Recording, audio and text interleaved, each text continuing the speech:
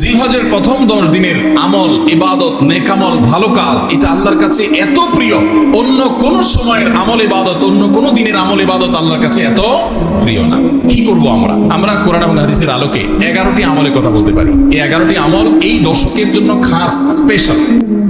Number 1 নম্বর এই দশকের আমল হলো বেশি বেশি আল্লাহর জিকির করা। কি করা? বেশি বেশি আল্লাহর জিকির করা।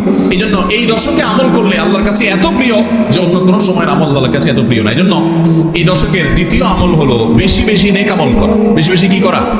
নেকামল করা।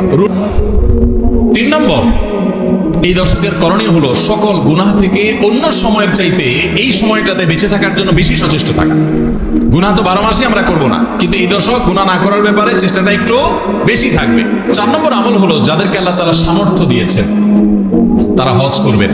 এই দশক হজের আমলের মাস, আমলের দশক। এই দশকেই তো হজ হবে। অতএব যাদের তৌফিক দিয়েছেন আল্লাহ তাআলা তারা কি করবেন? হজ করবেন। এটা এই দশকের আমল। এটা হলো 4 নম্বর আমল। 5 নম্বর আমল হলো যাদেরকে আল্লাহ সামর্থ্য দিয়েছেন তারা এই দশকে কুরবানি করবেন। কারণ কুরবানি এমন একটা আমল, নবী করিম সাল্লাল্লাহু আলাইহি ওয়াসাল্লাম মদিনা হিজরত করেছেন, এরপর থেকে প্রতি বছরে তিনি কি করেছেন? কুরবানি করেছেন। আল্লাহ নির্দেশ করেছেন ফাসাল্লি লিরাব্বিকা ওয়ানহার, তুমি তোমার রবের নির্দেশ পালনার্থে নামাজ আদায় করো এবং কুরবানি করো। এই জন্য ঈদুল আজহা অর্থাৎ এই জিলহজের প্রথম দশকের শেষ দিন অর্থাৎ 10ম দিনে কোরবানির আমলটা করা, এটা যাদের সামর্থ্য আছে তাদের জন্য প্রযোজ্য। এই দশকের একটা আমল হলো কি করা? কোরবানি করা। কয়টা আমল গেল? 5টা। 6 নম্বর হলো যাদের কোরবানি করার ইচ্ছা আছে তারা জিলহজের চাঁদ ওঠার আগে আগে জিলকদ মাসের শেষ দিনের মধ্যে তাদের হাতের নখ, চুল, গোফ, অবাঞ্ছিত লোম এগুলো সব কেটে পরিষ্কার করে ফেলবেন এবং এই দশক আর সেগুলোতে হাত দিবেন না।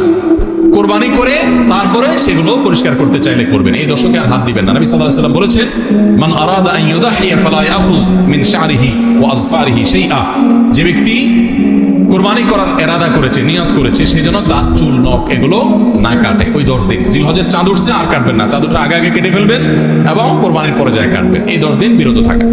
তবে অন্য আরো বিভিন্ন রেওয়ায়াত থেকে, বর্ণনা থেকে বোঝা যায় যে এই আমলটা শুধু যিনি কোরবানি করবেন তিনি নয়, যিনি কোরবানি করবেন না, কোরবানি করার সামর্থ্য নাই, তিনি আমল করতে পারেন, তাহলে আল্লাহ তাআলা তাকে কোরবানি করার সওয়াব দান করবেন।